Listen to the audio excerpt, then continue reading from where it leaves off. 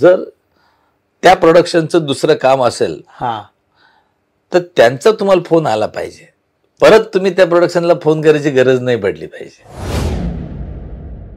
झालंय sir, final आहे, date आहे, हे आहे, ते आहे, ते आहे, आणि मग त्यांचा मेसेज येतो की सॉरी सर, म्हणजे आपने डेट रखा, अच्छा लगा, अगली बार कुछ काम करेंगे. एव्हरी मोमेंट समजून घ्या की दुसऱ्याला आनंद देण्याकरताच ती जगलेली मोमेंट आहे असं. जे काय अट्टहास केला होता आपण 25 वर्षापूर्वी की बाबा ही गोष्ट आपल्या आयुष्यात यावी किंवा लोकांनी आपल्याला ओळखावं, लोकांनी आपली सही घ्यावी, लोकांनी आपले फोटो काढावे, तर ती आल्याचा एक आनंद आहेच आहे.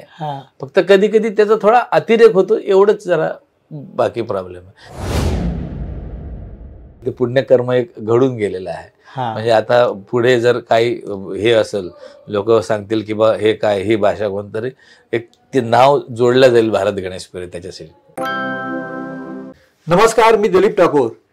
इट्स मज्जा या लोकप्रिय डिजिटल चॅनलच्या हॅशटॅग ठाकूर विचारणार या आमच्या गप्पांच्या कार्यक्रमामध्ये आज आमचे विशेष पाहुणे आहेत भारत गणेश पुरे. नमस्कार. नमस्कार. नमस्कार. नमस्कार. सगळ्यात पहिलं म्हणजे अभिनंदन की एक 25 वर्षाचा एक अभिनयातला टप्पा आपण गाठला आणि पुढच्या 25कडे वाटचाल सुरू झालेली आहे. धन्यवाद. खरं तर म्हणजे माझ्या पण लक्षात नव्हतं आलं की 25 वर्ष असे कसे निघून गेले, ते तुम्ही परत आठवण करून दिली, त्याबद्दल तुमचं धन्यवाद. खरं तर आणि तुमची मना किंवा प्रेक्षकाची मनापासून इच्छा आहे आणखीन 25 वर्ष आपण मनोरंजनाचं कार्य करत राहू, जेवढं होते तेवढं बघू कसं काय. पण तुम्हाला आता ह्या क्षणी काय वाटतं एवढ्या प्रवासाबद्दल? खरं सांगू ठाकूर साहेब, म्हणजे माणूस म्हटलं ना की त्याला इच्छा त्याच्या अपरंपार असतात, त्या काही संपत नाही. लिस्ट, बकेट लिस्ट काही संपत नाही. पण मी ज्या वातावरणातून आलो किंवा ज्या परिस्थितीतून, ज्या गावातनं आलोय, आणि आज जे तुम्ही म्हणताय ना की तुम्ही हे 25 वर्ष पूर्ण झाले, मला मग कधीच कंप्लेंट नव्हती सर. म्हणजे कधीच नाही. म्हणजे आणि काय झालं की एक काम, दोन काम, एकावर एक काम, एकावर एक काम, असे काम असे मिळत गेल्यामुळे ना मग तसं असं खूप काळजी का आता कसं होणार.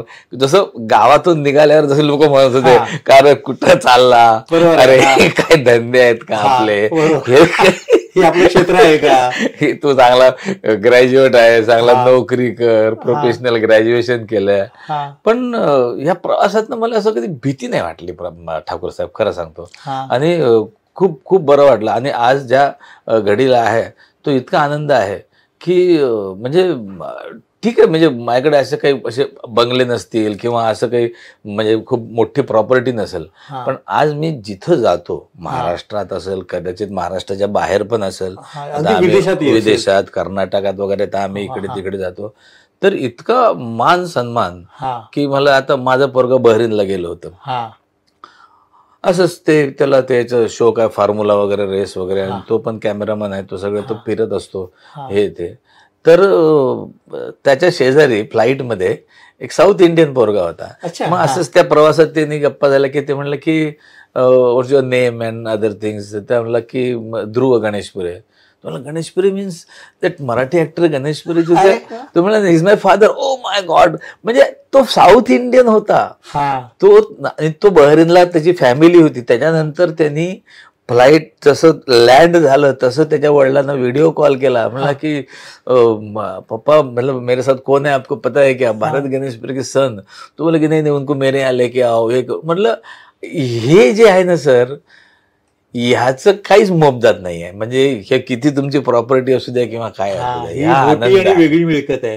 हे बघा ना सर. म्हणजे आता कुठं ते बहरीनला राहणारा एक माणूस, बरं तो मराठी पण नाही आहे, साऊथ इंडियन, आणि तो आपला शो बघतो, त्याचा आनंद घेतो, आणि बस आनंद आहे खरं तर. भारत गणेशपुरे नावाला आणि चेहऱ्याला ओळख नेमकी कधी मिळाली?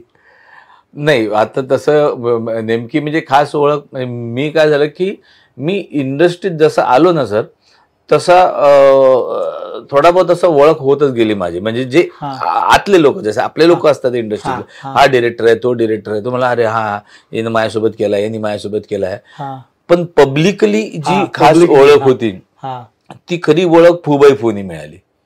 म्हणजे झी मराठीवरती चला हवा येऊ द्याच्या पण आधी फूबाई फू नावाचा एक शो होता, ज्यात मी आणि सागर कारंडे आम्ही दोघं जण मतलब पार्टनर होतो. आणि ते तिथं आम्ही 2 सीझन केले. म्हणजे पहिले झी मराठीने असे सीझन चालायचे त्याचे, तर ते मी आधीच्या सीझन मध्ये नव्हतो, मी शेवटच्या 2 सीझन मध्ये होतो. मग दोन्ही सीझनचा आम्ही विनर होतो. आणि तिथं खऱ्या अर्थानं ओळख झाली पब्लिकली, आणि ती ओळख झाली आणि आमच्या वऱ्हाडी भाषेची पण ओळख झाली. तो प्लॅटफॉर्म आहे तो खास. आणि तो तिथं म्हणजे आमच्या इथं कसं होतं सर, हिंदी बेल्ट आहे खरं तर. आमचा जो अमरावती आणि तो MP लागून आहे, नागपूर आहे इकडे, हे सगळं तो हिंदी मॅक्सिमम म्हणजे मार्केटची भाषा हिंदी आहे. त्याच्यामुळे ना मराठी फार लोक बघत नव्हते. तुम्ही जर एक गोषवारा काढला असेल समजा, तर 2010चा, 2008-9चा, 2011-12चा किंवा 13ला जे आम्ही फूबाई फू चालू केलं, त्याच्यानंतर बराच ऑडियन्स जुळला गेला मराठीशी. मराठीशी बराच ऑडियन्स जुळला गेला आणि लोक मराठी बघायला लागले, पाहायला लागले. आणि म्हणलं की अरे आपली भाषा बोलणारा एक आहे तिकडे माणूस. तर त्याच्यामुळे जरा जास्त रॅपिडली ज्याला आपण हे म्हणतो, नाव म्हणतो, ते रॅपिडली असं नाव त्याच्यामुळे मिळालं खरं तर. पण ह्या टप्प्यावर काही संघर्षाची क्षण आठवतात? नाही, आता कसं आहे सर, संघर्ष तर काय, तो बच्चनला नाही चुकला तर मी कोणाला चुकत. त्याचं कारण असं आहे ना, खरं तर काय होते की आपण येतो आणि आपण समजा आता तुम्ही समजा डिरेक्टर आहे, तुम्हाला म्हटलं की मला काम द्या, तर भलेही तुम्ही माझी पर्सनॅलिटी मला हवा चांगला आहे, पण एक तो कमर्शियलचा विचार असतो ना की याला काम कसं द्यायचं. कारण पैसा लागलेला आहे, दिवसभर त्याला शूटिंगचं एवढं खर्च आहे, इतके लोक आहे, यांना जेव घालायचा आहे, ह्याचा पैसे द्यायचे, त्याच्या हा जर बाबू बोलला नाही, हा जर डायलॉग विसरला, तर तो वेळ चालला ना 2 तास 2.5 तास, तर कसं देणार आहे. त्याच्यामुळे कसं होतं की चला की मी जेव्हा आलो तेव्हा मी फक्त एकच काम केलं. अरे ते एक रोल आहे छोटा, म्हणला ओके सर. मी नाटका बिटकात काम करत होतो, मला राज्य नाट्य स्पर्धेमध्ये पण बक्षीस मिळाले, मी सगळे काम करत होतो. पण त्यानंतर मी असं नाही म्हटलं की नाही असं एवढाच काय रोल, एवढाच काय रोल. म्हणजे ते थोडस असं आहे, ते डॉक्टर येतो तपासायला, हो सर मी डॉक्टर. अरे ते ऑफिसमध्ये चौकशी करण्याकरता येतात, हो सर मी आहे. मी नाही कधीच नाही म्हटलं. म्हणलं बघू द्या ना. म्हणजे आपलं कसं आहे की, आणि त्याचा फायदा असा झाला की भले एकच सीन होता, पण त्यांच्या सिरियलमध्ये दुसऱ्या वेळेस मला 4 सीन मिळाले, त्यांच्या सिरियलमध्ये दुसऱ्या वेळेस 8 सीन मिळाले. तर असं झालं. पण एक गोष्ट लक्षात आली की ह्या सगळ्या दरम्यान, आता मी पण बऱ्याच लोकांना सांगतो असं की आज तुम्ही एका ठिकाणी स्ट्रगल करून म्हणा किंवा 10 वेळा मेहनत वाऱ्या करून म्हणा काम मिळवलं. आता ते अर्थात तुम्हाला काही मेन रोल नसणार, लीड नसणार, तेवढंच आपला छोटा मोठा 1 सीन 2 सीन वगैरे वगैरे. मी असं सांगतो की जर त्या प्रोडक्शनचं दुसरं काम असेल तर त्यांचा तुम्हाला फोन आला पाहिजे, परत तुम्ही त्या प्रोडक्शनला फोन करायची गरज नाही पडली पाहिजे. हे माझ्या आयुष्यात झालं. मला परत ज्या प्रोडक्शन मध्ये मी काम केलं, ज्या डिरेक्टरच्या हाताखाली काम केलं, त्या डिरेक्टरला मला परत फोन करायची गरज नाही पडली. त्यांचं भले 2 महिन्याने 3 महिने, अरे कुठेस तू, अरे करत होतो, ये एक जरा रोल आहे, जरा आहे, आता जरा 2-3 सीन आहेत, ओके ये असं. सो ते काम करताना इतकं मनापासून किंवा नाही हेच करायचं आपल्याला, दुसरं काहीच नाही आपल्या आयुष्यात, असं केल्यामुळे मला ते मिळत गेले एकावर एक काम. पण त्याच्यामध्ये एक गोष्ट अशी म्हणायची का की तुमच्या गुणवत्तेवर म्हणजे तुम्ही शिकत राहिला, तुमचं वागणं पण महत्वाचं असतं. हो, वागणं महत्वाचं आहे, पण ते कसं होतं की हे एकदम कमर्शियल फील्ड आहे सर. इथं कसं लोक पैसे देतात, तुमच्याकडनं काम करून घेतात. बरेच डिरेक्टर आता ते कसं आहे की डिपेंड अपॉन पर्सनॅलिटीज, म्हणजे डिरेक्टर्स अँड प्रोड्युसर्स. बरेच डिरेक्टर काय विचार करतात की नको रे, तो नको झाला, लई कटकट करतो, तो असाच करतो, तो नको, दुसरा घेऊया. बरेच डिरेक्टर असा विचार करतात की जाऊ दे ना यार, एक दिवस पाच काम करायचं आपल्याला, त्याच्याशी कुठे लग्न करायचं आपल्याला, काम करून घेऊ, जाऊ दे, त्याला खराब वागते तर खराब वागते, काम तर चांगला करतो. अशा दोन मतप्रवाह आहेत याच्यामध्ये. पण माझं म्हणणं असं आहे की मॅक्सिमम तुम्हाला जेवढं चांगलं वागता येईल. आता कसं होतं की आता समजा एखादा नवीन पोरगा आहे, किंवा आता आमची पण जेव्हा आम्ही आलो तेव्हा पण ह्या लोकांनी खूप काही लोकांनी खूप सांभाळून घेतलं, काही लोकांनी खूप नावं ठेवलेत, पण त्यातनं आपण शिकत गेलो. त्यातनं आपले जे चांगले जे अनुभव होते, चांगल्या लोकांनी जे, आता अशोक सराफ सारखे मोठे दिग्गज माणसं आहे, तर त्यांच्याशी पण काम करताना असं कधीच नाही जाणवलं की अशोक सराफ आहे, म्हणजे ती एक भीती होती. आणि तो हे होतं की लहानपणापासून यांना आपण फिल्म मध्ये बघतोय, किंवा हे बघून मोठं झालं, आज त्यांच्या बाजूने बसलो आहे, किंवा ते म्हणलं अरे नाही सर मी उभा, अरे बस रे, म्हणजे. आणि त्यांच्यासोबत काम करताना हे झालं की नाही यार, हे माणसं जे मोठे आहेत ते कदाचित ह्याच्यामुळे पण जास्त मोठे आहेत की ते दुसऱ्या आर्टिस्टचं इतकं, लहान छोट्याशा आर्टिस्टचं इतकं कदर करतात, किंवा तेव्हा ते त्याला मानतात. त्याच्यामुळे मी पण असं झालं की नवीन आलाय कोणी, ठीक आहे रे बा, नाही सर ते तुमचं, आता थोडंसं आपलं वय झालं, सिनियर झालं, तर बरेचदा असंही होतं की सर ते वगैरे काही नसतं, छान चांगलं काम कर, मस्त कर, काय टेन्शन घेऊ नको, चुकलं वाटत असेल तर चूक आपण परत करू, काय होत नाही. आपलं कॅमेरा रोल असतात ते थांबवता येतात आणि परत ते घेता येतात, आधी जो वाईट असेल ते काढून पण टाकता येतात. एवढं जरी आपण दिला तरी तो आपला सीन चांगला होऊन जातो. पण तुम्ही असे ज्यांना लहानपणापासून पडद्यावर बघत आलात, त्यांच्यावर तुम्ही परत आता तुम्हाला संधी मिळाली काम करण्याची, ह्या अनुभवातून तुम्ही कसे घडत गेलात? तसं एक अशोक सराफचं उदाहरण सांगा. म्हणजे बरेच, म्हणजे आता हे जे काही सगळे लोक असतील इंडस्ट्रीतले, समजा आता नाना पाटेकर पासूनचे सगळे लोक जे आहेत त्यांना आपण खूप आधीपासून बघत होतो. आणि ते मला त्यांच्यातलं तर कसं होतं, कधी आता काय माहिती, माझा स्वभाव चांगला असल्यामुळे कधी फार मला असा त्रास नाही झाला सर कोणाचा. Very good. म्हणजे की अरे काय करतोय, काय नाही, हे नाही ते नाही, असं. म्हणजे अगदीच सुरुवातीपासून एकदा तर त्या म्हणजे खूप आधी एका सिरियलमध्ये बोलवलं, सकाळपासून संध्याकाळपर्यंत हा तुझा सीन आहे, हा तुझा सीन आहे, असं करत. मला माहितीच नव्हतं काय आहे तर. पण ते काय, मग शेवटी पार्टीचा सीन होता, आम्हाला असं उभं केलं. मग मला मग सर ते डायलॉग द्या, डायलॉग. अरे डायलॉग बिलाग काही नाही रे, उभा राहा नुसतं. म्हटलं ठीक आहे. पण ती आपलं निष्ठेने उभा, तिथं पार्टीचा सीन होता, ते ज्युनियर आर्टिस्ट उभे करतात तसे उभे करतात. म्हटलं झालं आपण ज्युनियर आर्टिस्ट म्हणून आणलंय आपल्याला, म्हटलं बघू याच्यात काय जागा निघते कुठे. मग असं खूप कॉन्सन्ट्रेशन होतं त्याच्यात.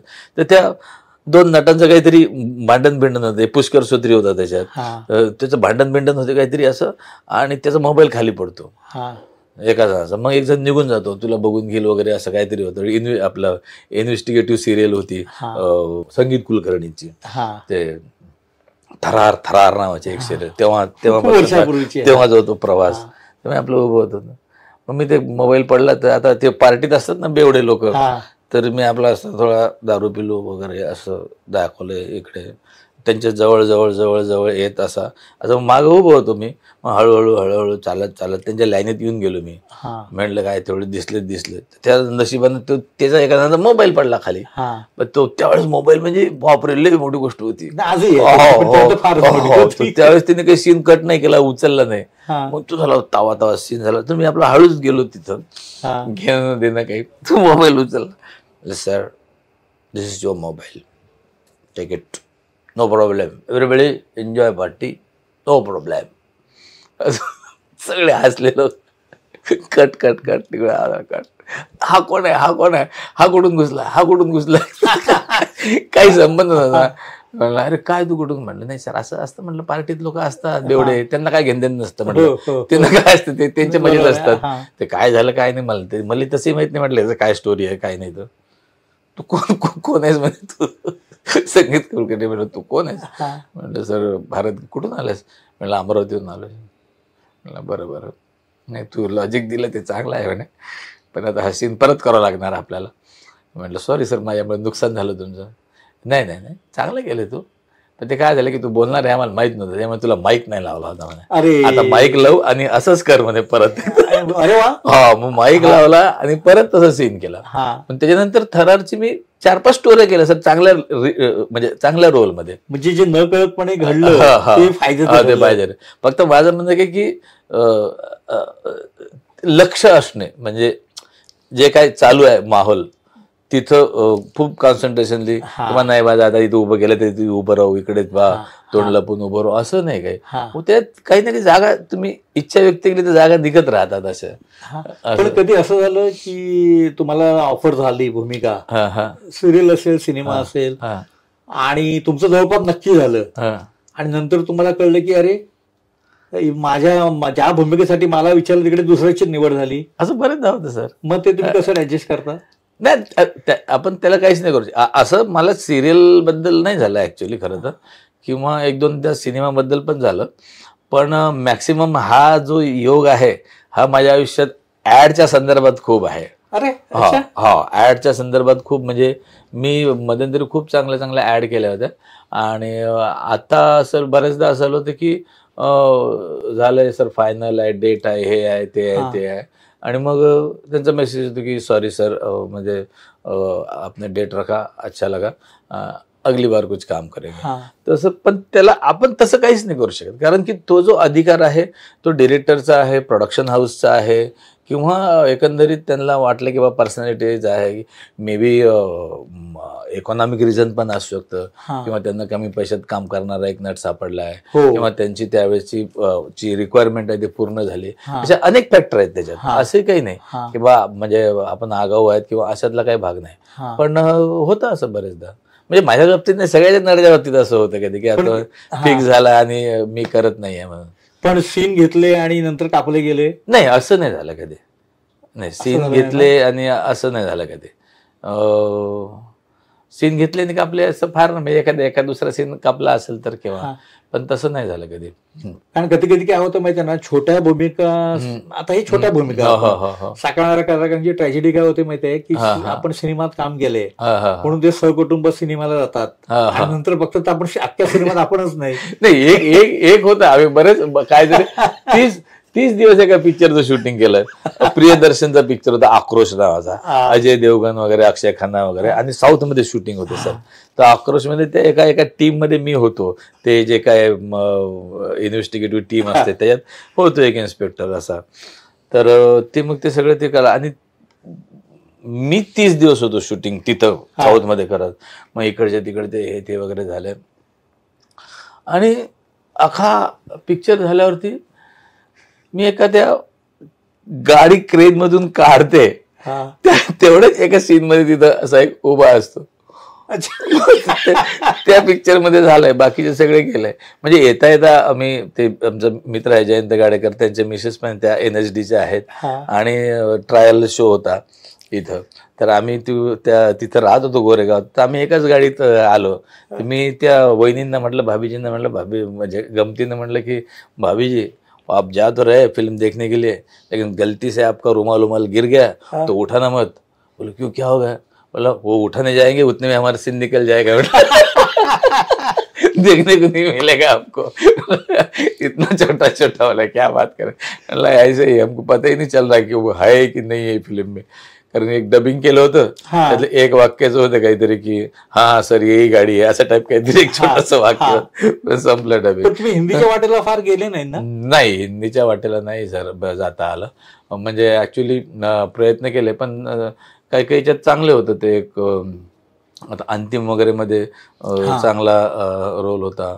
त्याच्यानंतर एक आणखीन एक बालाजीचं मला एक पिक्चर केला होता, त्यात पण रोल होता. पण असं खूप नाही आलं काही असं वाटायला. मी सारखं निर्मात्यांना भेटावं लागतं म्हणून. हा, म्हणजे आता नाही, मला तशी म्हणजे ऑडिशन खूप आल्या सर हिंदीच्या. कारण आता माझं नाव कसं आहे की हे जे काही हे आहेत, आपलं कास्टिंग डिरेक्टर आहेत, यांची जी फर्म्स आहेत, त्यांच्या फर्ममध्ये मी कधी स्वतःहून कधी बायोडाटा नाही पाठवला. पण जेवढे काही नामांकित आहेत कास्टिंगवाले, त्यांच्याकडे माझं सगळं आहे, आणि बऱ्यापैकी त्या संदर्भातला रोल असला तर ते मला फोन येतो त्यांचा तो फोन येतो आणि मग मी कधी बाहेर असलो तर बाहेरून ऑडिशन पाठवतो, अजूनही ऑडिशन पाठवतो, अजूनही कधी वेळ असला तर मग जाऊन येतो. कधी कधी काय होतं की त्यांच्या ब्रीफनी आणि जे अवतीभोवती वातावरण असतं त्याच्यात आपली एक भूमिका निघून येते, तर तिथे मी जातो असतो. पण बरेचदा काय माहित कुठल्या कारणामुळे होत नाही. आता मागे एक मर्डर इन माहीम नावाची वेब सिरीज केली होती, त्याच्यात चांगला रोल होता. म्हणजे ती आता आय थिंक 2024ची ती टॉप 10 मधली ती एक हे आहे. तर ते असं काही काम असंच आलंय वाटायला, म्हणजे असं काही नाही एकदम आपल्याला हिंदीमध्ये काही आलं नाही म्हणून, पण येत आहेत. आता यशराजची एक वेब सिरीज केली अक्का नावाची, ती आता त्यांनी डिक्लेअर केली, पण कधी रिलीज होतात काय माहिती नाही. आणि ती एक केली. त्यानंतर राजकुमार हिरानी सोबत एक वेब सिरीज केली. त्याचं पण आता म्हणजे माझा जो पार्ट होता मुंबईचा वगैरे तो सगळा झाला. ते आय थिंक आता अजून त्यांचं शूटिंग चालू आहे. तर तोही एक. पण हे ऑल थ्रू ऑडिशन. ऑडिशन म्हणजे असं का मी कोणाला फोन केला की भाई मी आहे वगैरे असं नाही. आजकाल काय झालं की ते कॉर्पोरेट जगामध्ये असं झालेलं आहे की कोण काय करते आपल्याला काहीच माहित नसते. म्हणजे एखादा डिरेक्टर जरी म्हणत असेल की यार मी एक वेब सिरीज करतोय, तू पाहिजे मला, तर ओके यार चांगली गोष्ट आहे. पण सेम टू प्रोसिजर सेम असते की हा जरी म्हणत असेल तर पाहिजे, तरी एक फोन येतो, एक सर ऑडिशन काय, आणि तो सांगताना तो सांगतो आपल्याला माणूस की सर डायरेक्टर साहब ने आपका नंबर दिया है और बोला है कि आपको ऑडिशन लेना है, जरूर लेना है, तो आप ऑडिशन भेजिए, आप इधर आएंगे. प्रॉपर इज्जत देतात, असंही काही नाही. आप सर बोलिए ऑफिस आएंगे या फिर घर से भेजेंगे.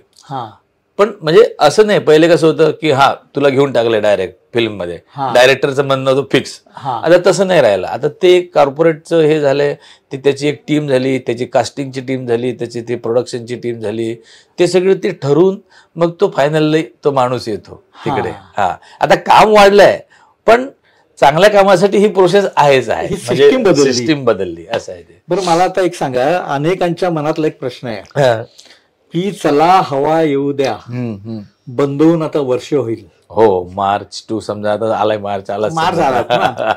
वर्षामध्ये तुम्ही काय केलं या? म्हणजे एक सगळ्यात पहिलं म्हणजे काय, त्या भूमिकेतून बाहेर पडायला किती वेळ लागला? नाही, माझं असं काही नाही सर. मी काय होतं की मी असा थोडा म्हणजे ऑन ऑफ वाला माणूस आहे.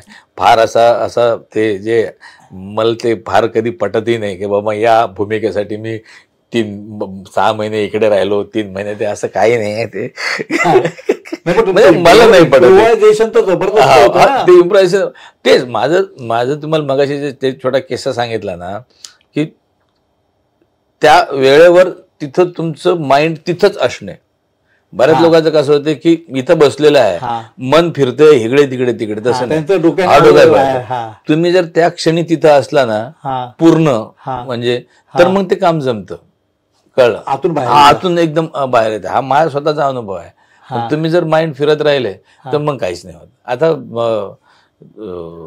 हवाई द्याचं जे आहे समजा 1 वर्ष झालंय बंद झालंय, पण मी जेव्हा स्टेजवर असतो हवाई द्याच्या, तर असं नाही म्हणजे आमच्याकडे स्क्रिप्ट आहे, रायटिंग आहे, पण तो शो असल्यामुळे काय होतं की पब्लिक आहे, वेळेवर कोण काय बोलेल काय सांगता येत नाही ना. बरेचदा असं होतं. तर मग तिथं ते माइंड पाहिजे की त्याला पटकन काउंटर करता आलं पाहिजे. असं माझ्या बाबतीत बरेचदा होतं की मी असं बोलतो. त्याच्यामुळे माझं नेहमी मी सांगतो की खूप पाठांतराच्या भानगडीत पडू नका. खूप पाठांतर केलं की माणूस त्याच्यातच तो गुंतून राहतो की माझं आता याच्यानंतर हे वाक्य, याच्यानंतर तर समोरचा विसरला, तर आपलं सगळं गेलं. ते मेथड होईल म्हणून प्रॅक्टिकल खूप. म्हणून मी त्याच्यात लाईव्ह राहतो. म्हणजे हे जे आता समजा नाटक असेल किंवा आता हा आमचा चला हवा द्या जो शो आहे, तर इट्स अ नाटकच ना म्हणजे ऍक्च्युअली. कारण 12-13 कॅमेरे आपल्याला टिपतात आहे. त्यामुळे असं नाही की भाई इधर सरको थोडा उधर सरको, असंच लगा तुम जिधर सरको कॅमेरा आपको ले लेगा. फक्त तुम्ही तिथं हजर राहा माइंडली. तो एक गंमत. असे काही पंच जे तुम्हाला ऑन दी स्पॉट हे झाले? नाही, बरेचदा म्हणजे खूप असं एक आम्ही म्हणजे आता नक्की आता ते सांगता नाही येणार मला. एखादा कलाकार तसं नाही. म्हणजे आता ते आमचे काहीतरी डॉक्टरची स्क्रिप्ट होती, म्हणजे तो डॉक्टर असतो, काय तू कोण आहे, भाऊ कदम म्हणजे खूप मोठा ऍक्टर दाखवलाय, भाऊ कदम. मी कोण, भाऊ कदम. तू काय करतो? ऍक्टिंग करतो. ऍक्टिंग करतो. ऍक्टिंग कोण करते? मीच करतो. तू ओळखत नाही यार, मी डॉक्टर असतो, पाठ बिन खाऊन, नाही मी काम करतो वगैरे. एक मिनिट थांब, इकडे फोटो काढ, फोटो बिटो काढलेला थांब, जरा पोराला पाठवतो. तो ओळखते का बघतो. पोराला फोटो पाठवतो. हा, अरे फोटो पाठवला, बघ बरं ओळखतो का? नाही काय तो नाही म्हणते, तो ओळखत नाही म्हणते. अरे नाही फोटो काढा नाही, तोच काळा आहे. वेळेवर सुचला. अरे फोटो काढा नाही रे, तोच काळा आहे. भाऊ कदमला काय नाही, आमच्या याच्यात हे नाही. तुम्ही कोणावरही हे करा पर्सनली, आणि याच्यावरच चालू आहे सगळं. म्हणजे भाऊ कदमच्या काळेपणावर किंवा सागराच्या काळेपणावर म्हणा, किंवा म्हणजे ह्यानी म्हणजे कधी राग नाही आला कधी कोणाला आमच्या टीम मध्ये अख्ख्या, की यार तू काय असं काय बोलतोय वगैरे. तसं म्हणजे एव्हरी मुवमेंट समजून घ्या की दुसऱ्याला आनंद देण्याकरताच ती जगलेली मुवमेंट आहे असं. आपलं असं स्वतःचं काही नाही.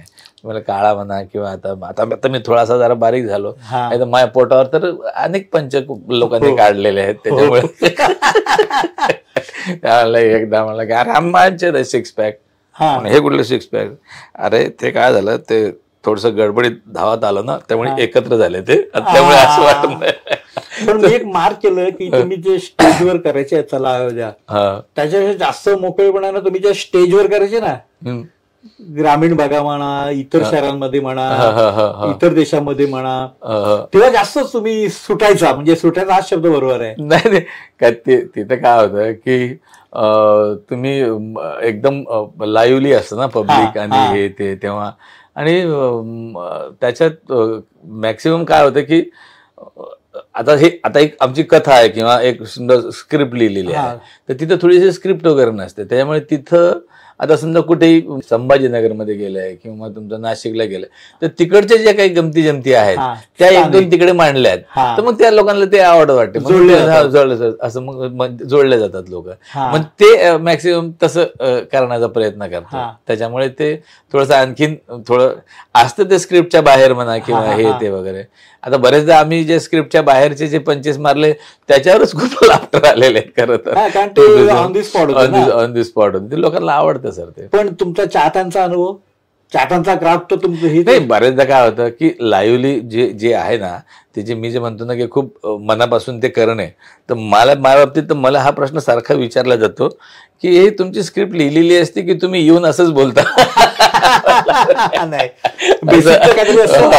तेच असतं. तुम्ही म्हणलं असं नसतं, बऱ्यापैकी लिहिलेलं असतं, म्हणजे अगदी 80% लिहिलेलं असतं.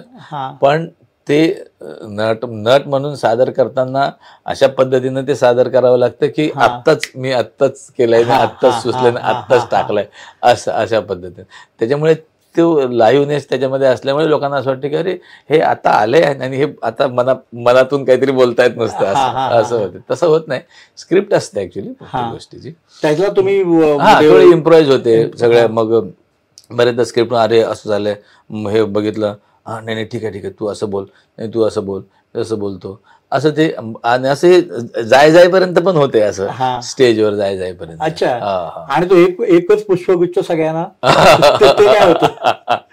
ती एक कल्पना. म्हणजे गावात कसं असायचं तो, म्हणून तो एक ठेवला होता. खरं तर बरेचदा काय होतं की समजा आता कार्यक्रम आहे, तर मग एक दिलीप ठाकूर गेस्ट आले, एक भारत गणेशपुरे गेस्ट आलेले आहेत, आणि ते विचारले कोण आहे गेस्ट म्हणलं आहे, आणि आपले अध्यक्ष आहेत, बरं अध्यक्ष, मग 3 झाले, आपलं हे सेक्रेटरी आहेत, ओके 4 झाले, ठीक आहे 4.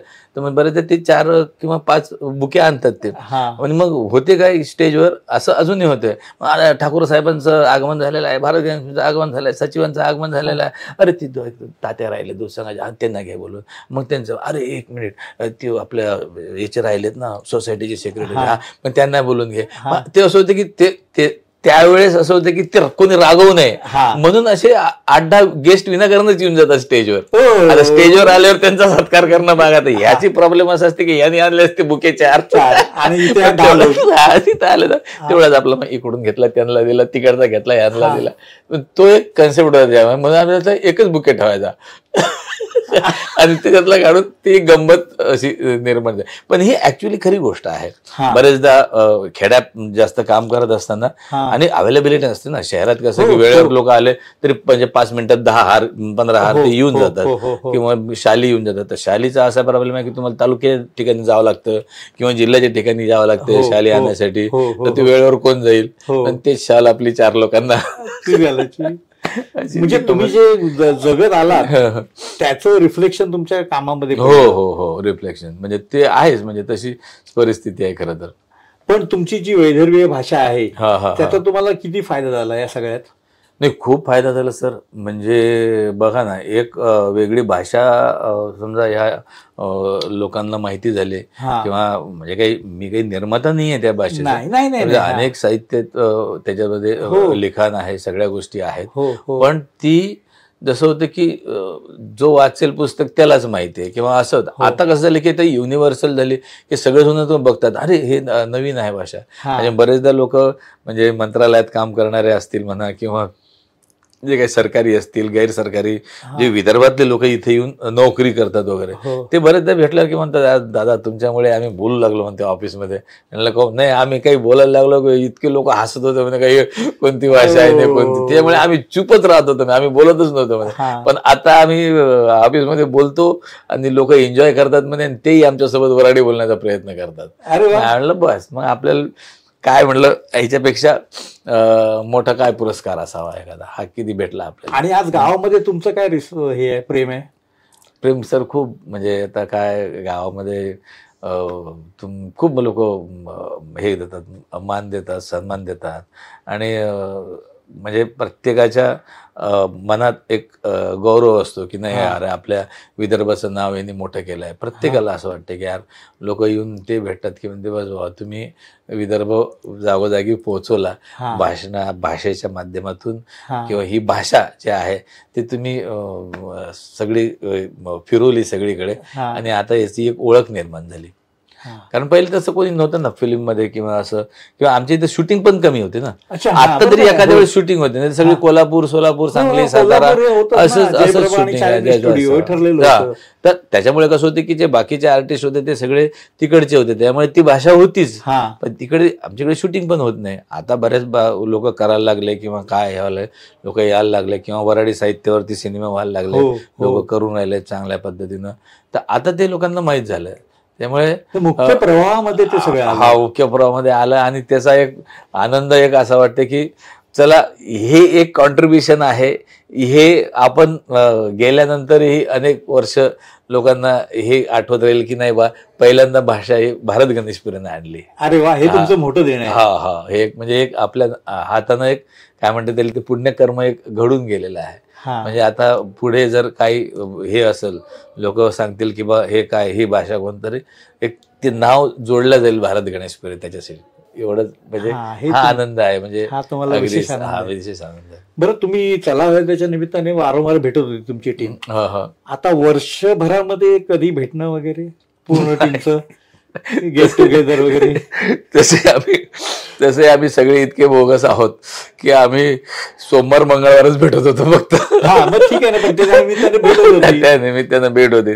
आता वर्षभर झाले बघा. आता 1-2 इव्हेंटला होतो आम्ही सोबत. कुशा होता श्रेया होती.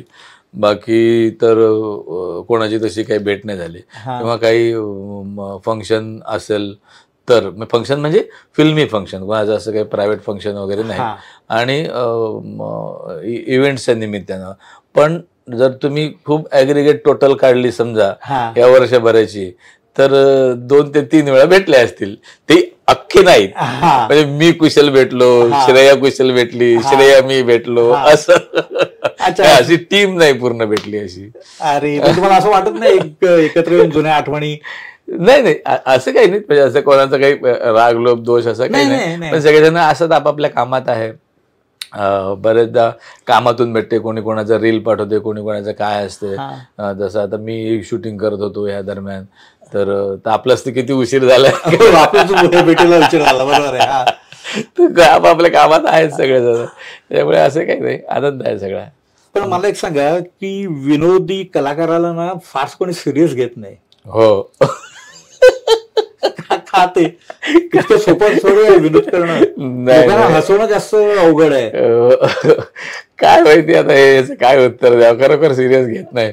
म्हणजे आपण म्हणजे खूप म्हणजे बरेचदा असं होते की खूप अडचणीत असतो, किंवा आता मी त्या गडचिरोलीला गेलो होतो, तर ते रात्री काहीतरी निघायचं, सकाळचं फ्लाईट पकडण्यासाठी ते 4 तास लागतात ना तिकडून नागपूरवरून. तर आता आपलं शो संपलाय 10-1 वाजता वगैरे, तर म्हणलं बाकीचं सर जेवण करून घ्या, म्हणून आम्ही काही जेवत नाही रात्रीचं. तर पण म्हटलं ते 12 वाजता निघायचं, लक्षात ठेव. गाडी इथं रेडी आहे सर, गाडी रेडी आहे, तुम्ही सांगा तेव्हा लगेच. म्हणलं ठीक आहे. तर आता 12:30-1 वाजला. अरे म्हटलं तू कुठे आहे गाडी? हा तो येतो येऊन राहिला सर, येऊन राहिला. अरे येऊन राहिला नाही, जा लागते आता तिथं 7 वाजता पोहोचणं गरजेचं आहे एअरपोर्ट वरती. येऊन राहिला सर. आणि आता हे मी आता तगमग आहे का, मला दुसरं शूटिंग आहे सकाळी, आणि त्यावेळेस येते सर, येते, काय तुमचं तर काय, तुम्ही कधी जाऊ शकता, काय हरकत. अरे तो म्हणजे तो सगळं हसण्यावरच नेतोय. शेवटी मी रागवलो, हे झालं म्हणजे मी किती रागवलं तरी काय नाही ते आला की लगेच पोहोचून देतो. तुम्हाला काय, तुम्ही तर लगेच पोहोचाल, म्हणजे लगेच कसं काय पोहोचल तसा विचारच नाही करत. आणि ते हेच होते. आणि लोक असं होते की टेलिव्हिजनचा कलाकार आणि सिनेमाच्या कलाकारामध्ये फरक असतो की टेलिव्हिजनच्या कलाकाराला लोक डायरेक्ट जाऊन भेटतात. अच्छा, हा, तिथं ते हायगाई नाही करत की बाबा फोटो काढायचा, सर 1 मिनिट फोटो, हात बीत ओढून तुमचा. आणि फिल्मच्या कलाकाराला लगेच असं इतकं जवळ जात नाहीत लोक. त्याचं कारण म्हणजे असं होतं की टेलिव्हिजनचा कलाकार आहे ना, तो त्याला घरचा सदस्य वाटतो, घरात रोज येतो तो त्याच्या घरात, त्याच्यामुळे त्याचा फार दुरावा नसतो याच्यात. सर तो जरा खांद्यावर हात टाका ना.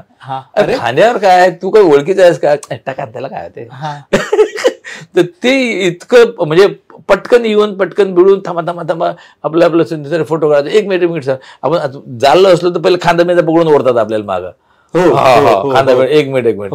तर ते म्हणजे अशी ते आपुलकीचं म्हणा, किंवा मग काय लग्न सोहळ्याला वगैरे गेलात, गोंधळ उडत असेल ना? नाही, लग्न सोहळ्यात मी जात नाही सर, म्हणजे कमर्शियल नाही जात, म्हणजे पैसे घेऊन वगैरे जे समजा उपस्थिती असते कलाकाराची, ते मी लग्न सोहळ्यात नाही जात. पण काही पर्सनल जे आहेत नातेवाईक म्हणा, किंवा मित्राचे म्हणा, की ह्याचे म्हणा, त्या लग्नात मी जातो. पण ते कसं होतं, मग पटकन गेले, आपले हाय हॅलो केलं. आता मी एका आमच्या भाचीच्या लग्नात गेलो, आमच्या मित्राच्या भाचीचे. तर मी गेलो, म्हणजे मोठं लाविश होतं त्या सगळं कार्यक्रम. तर तो माझा जो मित्र आहे तो आला, तो म्हणला की मी आलो, असं पोचलो, बघतो तिने माझ्या पटकन हात पकडला, तू चल म्हणे पटकन तिकडे. वरती रूम होती मंगल कार्यालयात, तिकडे बसवलं.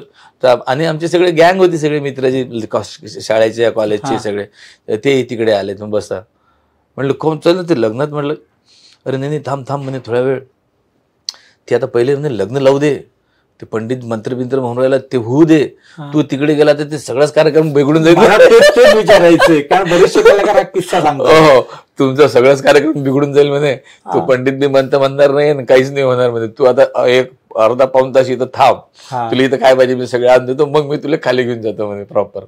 तर असं होते कधी कधी. बरेचदा होते की पंडितजी हे आता शेवटी तेही कसे, आता तर आमच्या तर माझी बहीण वारली होती, तर त्या गडबडीत त्या पंडितनी फोटो घेतला काढून माझ्याकडनं. अरे रे सांगा, असं आत्ताची गोष्ट, 1.5-2 महिन्यापूर्वीची गोष्ट, यवतमाळला. हा सिरियस नाही. लोक कसं असते सर, तुमचं दुःख तुमचं सुख जे आहे हे तुमच्या पुरतीच आहे, लक्षात ठेवा. कधी पण आपल्याला जसं वाटतं की आपल्या आनंदानं लोक खूप आनंदी होतील, किंवा आपल्या दुःखानं लोक खूप दुःखी होतील, असं नाही आहे. प्रत्येकजण इतका बिझी आहे, इतका त्याच्या कामात आहे, तो त्या क्षणाचा एक आनंद घेतो. की नाही बाबा हाला एक फोटो काढून घ्या, हा किती दुःखी आहे त्याच्याशी काही घेणं देणं नाही. म्हणजे तुम्हाला हे झालं असेल ना, फील झालं असेल ना. हो, तर करणार काय, म्हणजे करणार काय, तर मी काहीच नाही करू शकत. स्मशानात लोक फोटो काढ, मी जात नाही. मी तिथं थांबलो, तिचं प्रेत गेलं, मी गेलो नाही स्मशानात. अरे रे, काय हे तुम्ही गमावलं असं नाही वाटत? हो, हे गमावलं. आनंद म्हणजे तो तुमच्या याचा 4 चौघातला, म्हणजे कुठल्या कार्यक्रमाला जाणे किंवा काय नातेवाईकाचे. मी ते इतका फिरस्तावाला माणूस आहे, माझ्या पायात चक्रच आहेत, इतकं फिरतो. पण कसं होतं की खूप पब्लिकली म्हणजे आपल्याला वाटते जावं, पण लोक ना त्याचं सिरियसनेस हे घेत नाहीत त्याचं. म्हणजे आता म्हणून आमची एक गँग आहे सर, आमची ॲग्रिकल्चरवाल्याची एक 25-30 लोकांची गँग आहे. आता सगळे म्हातारे झाले आहेत, म्हणजे म्हातारे म्हणजे आता झाले 60 वर्षापर्यंत आलोच आम्ही आता. तर मग आम्ही काय करतो की 2 महिन्यातून 3 महिन्यातून एक गेट टुगेदर करतो. बरं, गेट टुगेदर म्हणजे असं नाही आहे की बाबा सगळे वेल सेटल आहेत, सगळ्यांकडे चांगले पैसे आहेत, सगळे आहे, पण आम्ही हॉटेलमध्ये गेलो असं नाही आहे. एखादं शेत, त्याच्यावर जायचं दुपारी, रात्री तिकडे चुलीवर स्वयंपाक करायचा, आपणच करायचा, कोणीच नाही. मी 8-10 जण आम्ही हे पाहिजे ते स्वयंपाक करतो, तिथं झोपतो रात्रभर, दिवसभर. सकाळी आपलं 12-1 वाजेपर्यंत शेतात फिरणे, हे ते, ज्याचं शेत असेल त्याच्या शेतात ते सगळा कार्यक्रम करायचा आणि मग आपापल्या गावी घरी निघून. शेतात जास्त रमता? शेतात जास्त. त्यातल्या त्यात मी असं आहे की मी त्या सेलिब्रिटी कॅटेगरीमध्ये आल्यामुळे ते मला मग ते लपून घेऊन जातात शेतात. मग तिथं कोणी नसते, तिथं आपले जे मित्र आहेत, आणि ठीक आहे त्यांना कधी काही फोटो काढायची गरज नाही. किंवा आता बरेच माझे मित्र पण असे असतात, कधी मोठ्या कार्यक्रम, आता आम्ही समजा निघालो, संध्याकाळी दुसरीकडे कार्यक्रम असेल तर तेही येतात. ते येतात, आपली 1-2-3 गाड्या असतात, त्यांची गाडी, ते येतात. ते कार्यक्रम होईपर्यंत तिथं आपले बसून राहतात गुपचूप. ते कधी स्टेजवर नाही, हे आमचा मित्र आहे वगैरे, ते कधीच नाही. ते तिकडे बसल्यात आरामात, आपण आपलं स्टेजवर गेले, बोलले, भाषण केले, उतरले, गाडीत बसले, त्यांच्या निघून गेले. पण असं कोणी फायदा नाही घेत, आमचे जे कोर कमिटीचे माणसं आहेत ते. पण एक माणूस म्हणून जगणं अवघड झाले तुम्हाला या सेलिब्रिटीच्या लेवलमुळे? नाही, तसं नाही सर. कसं आहे, म्हणजे जसं तुम्ही सांगितलं, नात्यामध्ये जेव्हा एखाद्याचं निधन होतं, हो, त्यावेळेला खूप असं म्हणजे खूप असं वाटते. पण ते कसं होतं की लोकांच्या त्या ह्याच्यामुळे, आणि शेवटी कसं आहे की आपण असा विचार करतो की जे काय अट्टहास केला होता आपण 25 वर्षापूर्वी, की बाबा ही गोष्ट आपल्या आयुष्यात यावी, किंवा लोकांनी आपल्याला ओळखावं, लोकांनी आपली सही घ्यावी, लोकांनी आपले फोटो काढावे, तर ती आल्याचा एक आनंद आहेच आहे. फक्त कधी कधी त्याचा थोडा अतिरेक होतो, एवढंच जरा बाकी प्रॉब्लेम आहे. म्हणजे काही लोक, आता बरेचदा लोक असे होते ना की समजा आता एखाद्या प्रवासात आम्ही एखाद्या ठिकाणी थांबलो, तर जेवायच्या तर तुम्हाला ढाब्यावर म्हणा किंवा त्या तसं हॉटेलमध्ये तुम्हाला थांबावंच लागणार, त्याच्याशी काही इलाज नाही. तर झालं तर म्हणजे मराठी कलावंतांना पण लोक खूप असं आपल्या घरचे असं समजतात ते. तर आपण आपलं बसलोय तुला की सर हे फोटो काढत आहे, ठीक आहे बा, जेवण करू दे. हो का, जेवण करता, ओके. नाही मला जायचं होतं ना अर्जंट म्हणून. अरे म्हणजे असे तुला जायचं आहे, असं हिंदीच्या कलाकाराबद्दल लोक नाही बोलू शकत ना, मला जायचं आहे. तर तो असं इतका गृहीत धरलेलं असते त्यानं की बा हे आपलेच आहेत मग कलाकार. नाही सर मला जायचं, 2 मिनिटं उभे राहा, मी पटकन फोटो काढतो, मी निघून जातो. पण जेवढा आनंद नाही ते गेला तुमचा. अहो मी आता किती सर 8-10 वर्ष झाले मी बायकोला घेऊन हॉटेलमध्ये नाही गेलो. इथं मुंबईत. काय म्हणता? हो, तुम्हाला वाटलं या हॉटेलचं चांगलं आहे. ऍक्च्युली करता आमच्या घरी हॉटेलचं फार खातच नाही. माझ्या पोरानं काही कधी मागवलं तर मागवलं, आमच्या बायकोला ते अजिबातच पटत नाही. भले वेळ नसेल तर खिचडी टाकू, पण उगाच ते तिकडची खिमा बिर्याणी नको. तर आम्ही घरीच करतो, पण जाणं होत नाही. पण हा सगळा अनुभव जो आहे हा प्रवासातला. तुम्ही राहता त्या परिसरामध्ये बरीच हॉटेल आहेत ना, खूप हॉटेल आहेत. बाहेर पडलं की हॉटेल पण नाही ना, म्हणजे तसं जेवू देत नाहीत लोक, बाकी काही नाही. आपल्याला जायला काही हरकत नाही, आपण जायला. पण तरी ते असं होतं की बरं का, असं होतं की प्रत्येकाला जायचं असते. बरं त्यातल्या त्यात ते रेस्टॉरंट असेल तर ठीक आहे, त्याला बार अटॅच असेल तर मग तर मेलाच तुम्ही. कारण ते 4-4 पेग लावून असतो पहिले, आणि त्याला असं वाटतं की अरे उठा तुम्ही, अरे थांब, नाही उठा 1 मिनिट, फोटोच काढायचा. म्हटलं नको रे, बार आहे इथं, फॅमिली आहे, काढतो थोड्या वेळानं. पण त्यांना वेळ नसते, त्यांना तिथं तेव्हाच पाहिजे असते फोटो.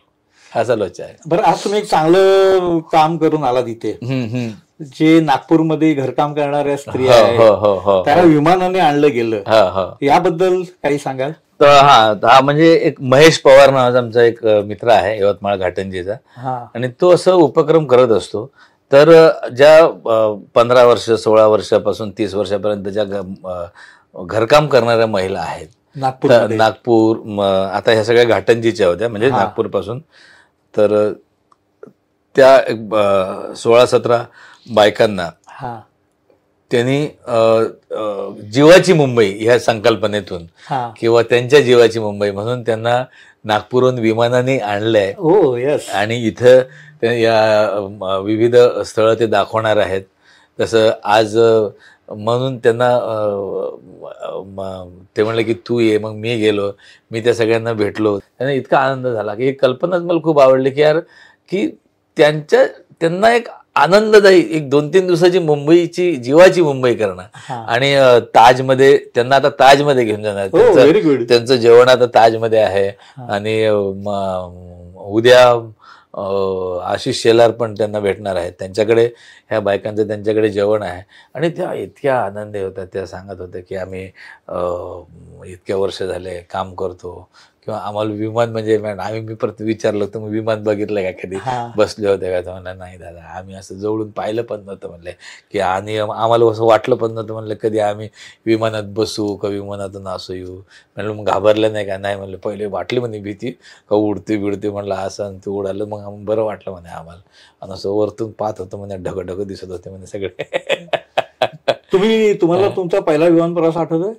हो, सुभाष घईंचे एक पिक्चर होतं, ते हिंदी पिक्चर, खन्ना वर्सेस अय्यर नावाचं. त्याच्यात काहीतरी असंच माझं कास्टिंग झालं होतं, ऑडिशन बिडिशन दिली होती. तर त्याच्यासाठी मंगलोरला, मुंबई ते मंगलोर हा पहिला विमान प्रवास होता. मी आपला असा खूप असा बसून बिसून असं ते देवाचं नाव बिव घेऊन कसं होतं. मग ते जेव्हा एकदम असं ते पहिल्यांदा असं ते धावपट्टी जेव्हा सोडली ना, तेव्हा मला एकदम असं खूप झालं की अरे आता काय. पण ते स्थिरावलं म्हणजे खूप बरं वाटलं, एकदम आरामात झाला. पण तोच रिटर्नचा प्रवास होता 4-5 दिवसानंतरचा.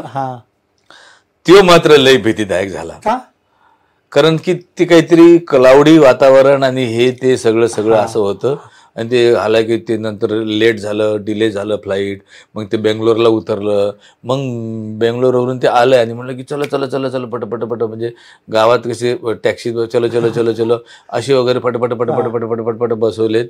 आणि ते काय ते सूचना काही नाही, डायरेक्ट तिने उडवलंच डायरेक्ट फ्लाईट. आणि ती जे काय हाले दादा, अरे बापरे, कसं क्लाउड धड धड धड धड धड धड. तर ते का नाही, मी ना खूपच असा होतो एकदम. बरं तेवढ्या वेळात ते सरळ झालं.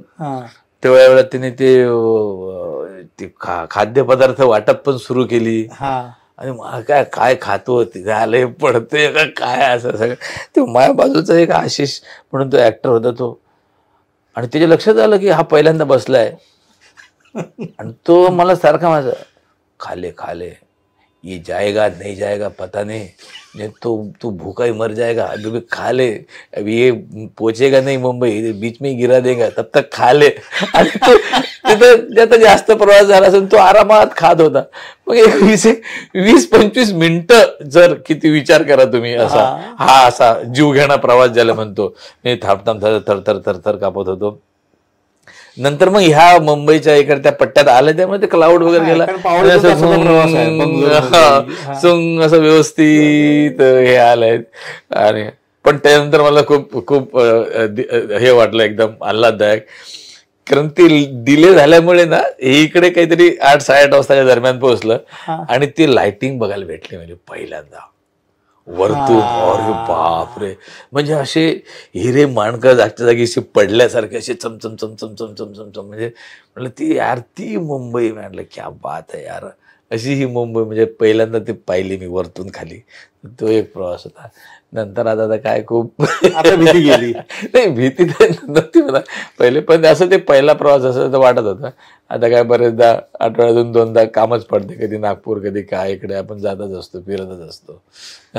तर विनोदी अभिनेत्याकडनं सहाय्यक भूमिका किंवा नायक, नायकच म्हणूया, हा प्रवास हा तुमचं उद्दिष्ट असणार आता? बिलकुल सर. म्हणजे मला असं वाटतं की काही माझ्या पर्सनॅलिटीच्या हिशोबाने कोणी काही छान असं लिहिलं तर नायक म्हणा किंवा सहाय्यक नायक, सहनायक, तर तसं भूमिका करायला खूप म्हणजे आवडेल.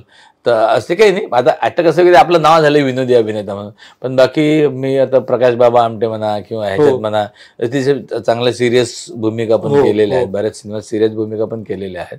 पण ते कसं होतं की एकदा तो आपला एक इंडस्ट्रीचा जो खास आहे आणि ते मग ते आता आपण बरेचदा असं होतं की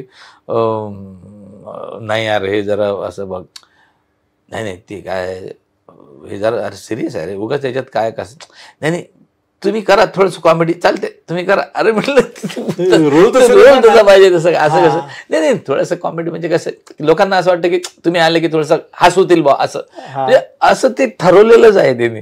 ते स्क्रिप्टच्या बाहेर का जाईना ते सगळं, पण त्यांना असं वाटतं की नाही ते केलंच पाहिजे असं आहे. आता शेवटी 15 ऑगस्टचा जन्म म्हणून भारत 15 ऑगस्टचा जन्म झालाय म्हणून आमच्या आई वडिलांनी भारत नाव ठेवलंय. बरेचदा आमच्या नावात जरा भारत किंवा माझ्या आडनावात 2 नाव गणेश नाव असले, गणेश पुरेमधलं गणेश असले, त्याच्यामुळे लोक तेही कन्फ्युज होतात. गणेश सर बरेचदा असं म्हणतात, कधी कोणी भारत पुरे म्हणतात, कधी कोणी गणेश पुरे म्हणतात, असं आहे ते. गणेश पुरी पण काही लोक म्हणतात. म्हणजे अजून बघा मला किती स्ट्रगल आहे सर, अजून मी नाव पूर्ण इस्टॅब्लिश नाही करू शकलो. या स्ट्रगल मधनं पहिला स्ट्रगल झाला, सक्सेस आहे. स्ट्रगल तर कधी संपत नाही. बरोबर आहे, बरोबर आहे, कधीच नाही संपत. आणि बरेचदा असं होतं की आणखीन आपल्याला हिंदीमध्ये किंवा असंच एक माझी इच्छा तेच आहे की कुठेही गेल्यावर कन्फ्युजन नको लोकांचं की हा याला बघितल्यासारखं वाटते, हा कोण आहे, हा नट. बरेचदा लोक बघतात अरे हा मॅक्सिमम हिंदी सायडर लोक किंवा हे मराठी लोक ओळखतात. तो एक स्ट्रगल संपला पाहिजे की गेल्याबरोबर आपण कुठेही रेल्वेला उतरलो की लगेच ओळखायला पाहिजे. आणि सगळ्यात महत्त्वाचा स्ट्रगल म्हणजे माझा काय माहिती आहे की सर, मला स्ट्रगल हा आहे की अमरावती रेल्वे स्टेशनला उतरल्यावर कुणी ऑटोवाल्याने विचारू नये ऑटो चाहिए क्या म्हणून विचारतात ना. हा मग ते माहित नाही ना मराठी काय, आमच्या इथं काय फार बघत नाहीत वगैरे. बऱ्याच लोकांना माहित आहे, बऱ्याच लोकांना नाही आहे. पण ते आम्ही रेल्वे स्टेशनच्या बाहेर पडल्यावर आपल्या गाडीपर्यंत जाईपर्यंत ॲटो किती जा, हा पण मोठा स्ट्रगल आहे ना सर.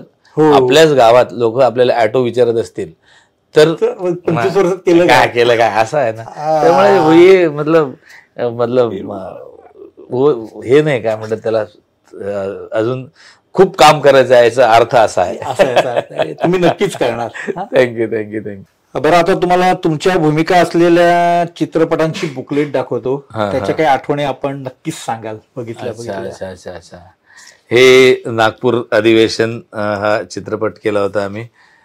निलेश जळमकर याचे दिग्दर्शक आहेत आणि सगळं शूटिंग अमरावतीमध्ये प्रॉपर माझ्या गावी असल्यामुळे मला खूप गौरव वाटत होता की गावात आपलं शूटिंग होते आणि चांगला झाला होता. नागपूरच्या ज्या काही अधिवेशनच्या संदर्भात ज्या काही कॉमेडी गमती जमती काय होतात त्याच्यावर आधारित हा चित्रपट केला होता. इतर कलाकारांचे अनुभव, इतर कलाकारांचे जोशी सर होते आणि आमचे देवसाहेब होते. त्याच्यामुळे आम्ही गावात इतकं खुश होतो की देवसरांची आमची चांगली गट्टी जमली तेव्हा. अजिंक्यदेवची गट्टी जमली. अजिंक्यदेव आणि हे ते बाकी मग आता आपला मित्रच होता पहिल्यापासून. सो चांगलं झालं एकदम. म्हणजे ययाती नाईक निर्माते होते, आता ते हे आहेत. अरे बापरे, बरड ह्या चित्रपटामध्ये सर एक तानाजी गाडगे नावाचे दिग्दर्शक आहेत, त्यांच्या अंतर्गत हा चित्रपट केला होता. तर ह्याच्यामध्ये थोडासा हा फार कमर्शियल नव्हता ऍक्च्युली सिनेमा. त्याच्या भूमिका माझी खूप चांगली होती. तो सगळं ते गावात जरा जमीन हडपण्याच्या ह्याच्यात तो सगळं असतो, आपलं पोते भरून घेण्याच्या दरम्यान सगळं तो करतो. चांगली भूमिका होती सर याच्यात. अजून हा भाकरखाडी. उमेश नामजोशी आमचा मित्र होता. त्याच्यात ही आम्ही तळेगावच्या ठिकाणी शूटिंग केलं होतं. तळेगाव जे पुण्याजवळचं तळेगाव आहे ना, तिकडे चाकण बिकन जाणारा रोड, तिकडे एका शाळेत ते सगळं होतं. आणि होता काही फार असा मोठा रोल नव्हता याच्यात, पण एकंदरीत अनुभव चांगला होता. भाकरखाडी 7 किलोमीटर. हे डॉक्टर आहेत, हे आमचे प्रोड्युसर जे आहेत ना, ते वैद्य साहेब म्हणून, ते आमच्या विदर्भातलेच आहेत, दर्यापूरचे, माझ्या गावचेच आहेत ते. जवळी होती. हा, जवळी होती. त्यांच्या वडिलांनी मला शिकवलं, रामभाऊ वैद्य म्हणून होते त्यांचे. तर प्रबोधन शाळेत ते मला शिक्षक होते. तर त्यांचं ते इथं झालं. ते तेव्हा म्हणजे ऍक्च्युली आधीची ओळख नव्हती. ह्या पिक्चर जेव्हा मी केला तेव्हाच म्हणजे आमची ओळख झाली खरं तर. म्हणजे शूटिंगवर ते आले, त्यानंतर आम्ही एकमेकांशी बोललो, भेटलो. तेव्हा कळलं की अरे हे. आणि हे ओढ प्रेमाची, हा एक, पण हा सिनेमा आला नाही सर अजून. हा फेस्टिवलला होता सिनेमा. काय सांगता? चित्रपट महोत्सव हो का? अच्छा अच्छा अच्छा अच्छा. हा रिलीज होऊ शकला नाही, पण याच्यात तुमची भूमिका आहे. हो ना, याच्यात मी शिक्षकाची भूमिका आहे याच्यात. तो शिक्षक असतो आणि थोडी माझी भूमिका जरा हे आहे, काय म्हणतात, विनोदी थोडासा. हा जो तो काय म्हणतात, तो ट्रॅकच जरा विनोदी पद्धतीचा आहे सगळा असा. आणि त्यात थोडंसं मी असे चपटे केस बेस करून थोडंसं कसं वेगळं, मी माझंच आपलं एक वर्किंग केलं होतं. मोहन जोशी तोवर म्हणून आहेत. चला, चांगलं आहे. बऱ्याच दिवसांनी तुम्ही दाखवलंय मला. भाकरखाडीचं ओढचं पोस्टर तुम्ही आता बघतो, म्हणजे तेव्हा पण नाही बघितलं होतं मी. या निमित्त बघा ना, तुम्हाला इकडे हे दिलेलंच आहे. हे चपटे केस वगैरे असे. हे माझंच वर्किंग होतं. एक लातूरला झाली होती त्याची शूटिंग. अच्छा. म्हणजे माझी शूटिंग लातूरला, आणि आणखीन काही इकडे झाली ती 1 दिवसाची वगैरे असं. आता आपण रॅपिड फायर घेतोय. विदर्भ की मुंबई? अर्थात विदर्भच. ऍक्च्युली खरं तर ते दोन्ही आहे. खरं तर विदर्भाने जन्म दिला, नाव मुंबईनं दिलंय, पण थोडं वऱ्हाडी भाषेमुळे इकडे नाव झालं, त्याच्यामुळे विदर्भ थोडा जास्त जवळीचा आहे. आता मुंबई जवळ. आता मुंबई तर काय, मुंबई आपले काय म्हणतात त्याला, कर्मभूमीच आहे, दुसरं काही इलाज नाही. पोस्टर बॉईजचा जिल्हा आरोग्य अधिकारी की निशाणी डावा अंगठाचा शाळा मास्तर? निशाणी डावा अंगठा शाळा मास्तर. खास. एकदम झुंबड गुरुजी. अच्छा, पुढच्याचं उत्तर तुम्ही दिले बोलण्याच्या जगात, तरी विचारतो, स्ट्रीट फूड की रेस्टॉरंट? स्ट्रीट फूड म्हणजे आपण जे. हो. नाही, म्हणजे स्ट्रीट फूड तसं बेसिकली खूप आवडते खरं तर, पण तसं आता थोडी सोय उरली नाही. पण मी चाट बहादर माणूस आहे सर. ते चाटवाला जो आयटम आहे, पाणीपुरीचं जास्त हे आहे. आणि मी आता बाहेर उभं राहून खाणं होत नाही, तरी मी कुठेतरी एक अंधेरीला आहे तिकडे खातो असतो, किंवा मग खूपच आठवण आली तर मी थोडा कुक पण आहे, त्याच्यामुळे मी हे पाणीपुरी वगैरे घरी करतो. आणि चांगली पाणीपुरी करतो. एकदा तुम्ही या, तुम्हाला खाऊ घाला. नक्कीच नक्की. कोंबडी वडे की सावजी मटण? सावजी मटण. सावजी मटण सर. ते मी जेव्हा मुंबईत आलो होतो ना, तेव्हा ते कोंबडी वडे खूप नाव ऐकलं. कोंबडी वडे खाल्ले का? तर मी म्हटलं, पण तेव्हा असं काही पैसे नव्हते ना. मग एकदा काहीतरी असे एक 20 रुपये होते खिशात, आणि असं एका ठिकाणी बघितलं मी, तर काहीतरी 12 रुपये वगैरे असं कोंबडी वडे असं होतं. तर मी म्हटलं, हा जमते, आता 20 रुपयात आपण हे कोंबडी वडे खाऊ शकतो. त्यामुळे म्हणजे 1 कोंबडी वडे असं मी ऑर्डर दिली. साधं आपलं छोटंसं हॉटेल होतं, तर 12 रुपयात काही असं काय. तर बसलो, तर त्यांनी एका प्लेटमध्ये ते चिकन आणलं आणि त्या पुऱ्या आणल्या, वडे ज्याला म्हणतो वडे. तर मी असं विचार करते की आमच्याकडे वड्या म्हणजे ते असे वडे असतात ना तसं. तर मी म्हटलं, ये नाही जे कोंबडी वडे जे. अरे हेच तर आहे कोंबडी वडे. मी म्हटलं, ते असे वड्या टाईप असं. अरे नाही, हे कोंबडी आणि हे वडे. ते तर पुरी ते मला पुरी सारखी दिसत होते, त्याला वडे म्हणतात, ते मला तेव्हा कळलं. मला वाटलं एकच आयटम असेल बा, कबाब सारखा असे ते वडे कोंबडीचे. तर मी म्हणलं हे कोंबडी वडे आणलं, अरे क्या बात आहे, असं झालं ते. पाटोडी वडापाव. पातोडीची भाजी आमची खास आहे सर. अच्छा. हा, वडापाव ही सिस्टम कसं आहे हे मुंबईत आल्यानंतर माहीत पडली. खरं तर आमच्या इथं वडा जो आहे आपला बटाटा वडा ज्याला म्हणतो, त्याला आमच्या इथं आलू बोंडा असा शब्द आहे. आलू बोंडा म्हणतात. आणि आलू बोंडा हा आमच्या इथं पावाबरोबर कोणीच खात नाही. आता सिस्टम सुरू झाली वडापावची. आणि त्याची परत जे आहे म्हणजे कवच जे आहे, तर बटाटा वड्याचं कवच पातळ असतं सुद्धा, त्याचे असं जाडं कवच असतं. आणि ते टाकायचं आणि त्याच्यावर रस्सा तर्री एकदम जोरदार, तर ते रस्सा ओतून त्याच्यात मग ते खायचं. त्याच्यात पावाचा कुठंच उल्लेख येत नाही आमच्या इथं. चित्रपट, छोटा पडदा, रंगभूमी. मला तसं थोडा चित्रपटच जास्त आवडतो सर. हा, म्हणजे छोट्या पडद्यापेक्षा काही असं जरा वेगळं काहीतरी ग्रँजर केल्यासारखं वाटतंय असं. पण आता छोटा पडदा आमच्या आयुष्यात खूप मोठा मान देऊन गेलाय त्याचं. Indoor shooting, outdoor location. Outdoor म्हणजे कसं की तुम्हाला माणसं बघायला भेटतात, सगळे बाकीच्या गोष्टी हे ते. आणि कधी कधी खूप त्रास पण होते. आमच्याकडे शूटिंग बिटिंग झाली तर ऊन बिन हे ते बेकार. आता मला फोन आला होता, तर सर म्हणलं आपण पिक्चर करतोय. म्हणलं कुठं करतो? तर म्हणलं अकोल्याला करतो. म्हणलं कधी करतो? एप्रिल महिन्यात करतो. अरे म्हणलं पागल आहे. म्हणलं एखादा मरल म्हटलं सेटवर. हे आपलं तरी ठीक आहे, हे मुंबईवरून जे आणशील त्यातला एखादा जाईल म्हटलं, असं करू नको, प्रॉब्लेम होईल. एप्रिल मध्ये? अरे बापरे, काढायचं होऊन अगदी. एप्रिल मेकअप रूम की व्हॅनिटी? व्हॅनिटीच सर, आता काय इलाज नाही. कारण मेकअप रूममधल्या ज्या काही सगळ्या सुविधा वगैरे ज्या आहेत त्या सगळ्या व्हॅनिटीमध्ये आहेत. आणि व्हॅनिटी ही आजकाल कुठेही तुम्ही घेऊन जाऊ शकता किंवा काय. सिंगल स्क्रीन थिएटर, मल्टिप्लेक्स की OTT? Single screen theatre. का? अमरावतीची आठवण नाही. हा, सगळं त्याचा औरा आहे सर. त्या म्हणजे सिंगल स्क्रीनचा एक स्वतःचा आपला असा एक म्हणजे थिएटर म्हणून आपण त्यात जाऊ शकतो. हे म्हणजे कसं आहे की त्या एका दारातून आत करून तिथं 5 थिएटर आहेत, कुठल्या थिएटरमध्ये जायचं असं काही नाही. आता गावात कसं आहे आमच्यात, किंवा एकच थिएटर, काही या दारात जा की त्या दारात जा की असं काही नाही. तर तो सिंगल स्क्रीनचा अजूनही मी फॅन आहे. थोडासा बॅकडेटेड असेल पण आहे. शेवटचं, वृत्तपत्र, वृत्तवाहिनी की हे डिजिटल बातम्यांसाठी? नाही, बातम्यांसाठी खरं तर वृत्तपत्रच आहे. की मी अजूनही रोज सकाळी पेपर येतो, रोज सकाळी काय 15-20 मिनटं 10 मिनटं असेल तर बघतो. आणि टी व्ही बघतो. फार मोबाईलवर मी आता म्हणजे बाहेर पडल्यावर काही होतच नाही म्हणा तसं. एक तर प्रवासात असतो, आणि प्रवासात मला ते मोबाईल बघणं मला ते झालं चक्कर येतात मला. मी बघत नाही मोबाईल प्रवासात.